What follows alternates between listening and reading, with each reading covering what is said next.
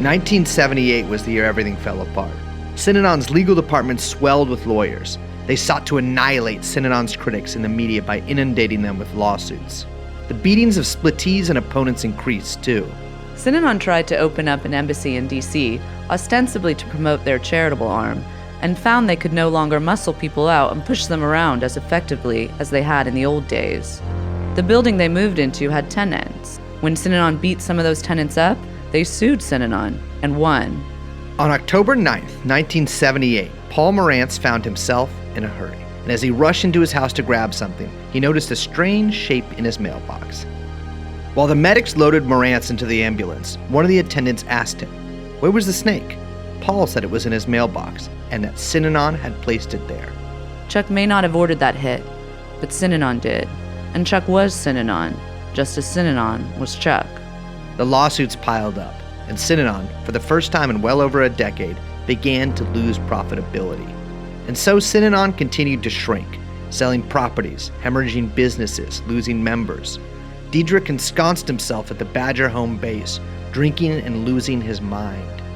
Synanon's story doesn't end in 1978, or 1982, or 1993.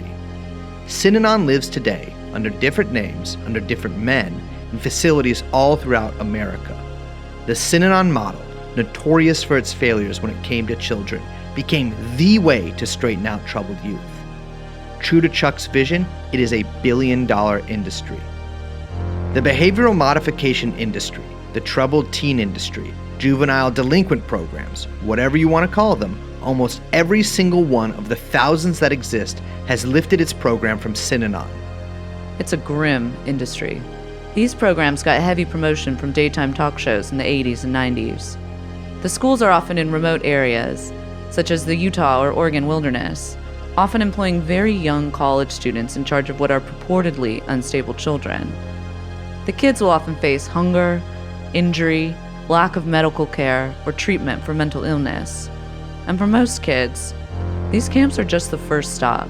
What started as a 6-week boot camp quickly turns into an 8-month, then a 12-month, then an 18-month, and soon a 3-year placement boarding school.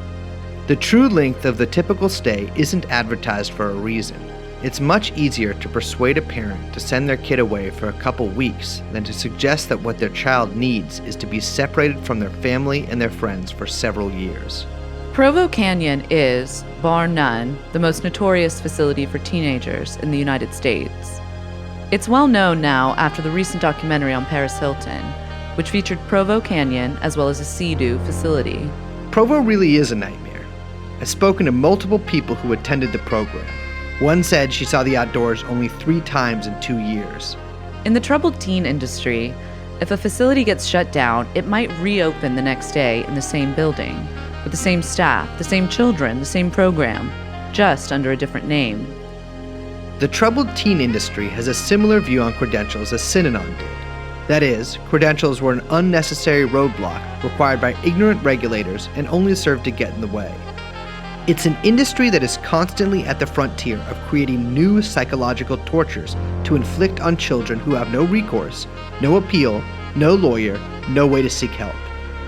These methods are used over and over in behavioral modification programs for teens, overseen by unlicensed adults with no training who are making millions of dollars. It's estimated that around 50,000 American teenagers go through these programs every year. This is an industry that operates with virtual impunity. There have been attempts at the federal level to regulate behavioral modification programs and the troubled teen industry, but almost all have died on the vine, facing stiff opposition from GOP lawmakers with ties to the industry. They all purport to have high standards, but absolutely no requirement for the schools to actually meet those standards, 0 enforcement mechanisms, and no way to discipline any offenders. They put out journals and commission studies in order to make the schools look good. One kid killed himself 6 days into his program. The school waited 4 hours to notify the family about the suicide. When the owner of the program finally called the parents, according to the father, the owner said there was nothing we could do.